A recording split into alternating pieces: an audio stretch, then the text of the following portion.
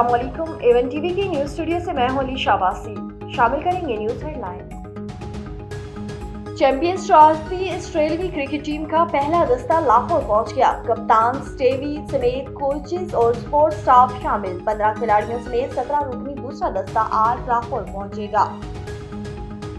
लाहौर में शाही किला में champions trophy की रंगारंग इफ्तिताही तकरीब, आतिशबाजी का शानदार मुजाहिरा, आसमान रंगों में नहा गया। क्रिकेट लेजेंड्स के एंट्री 2017 के चैंपियंस के जलवे साबिक खिलाड़ियों में पीसीबी और आईसीसी ऑफिशियल की भी शिरकत। मेगा इवेंट का पहला टाकरा 19 फरवरी को शेड्यूल।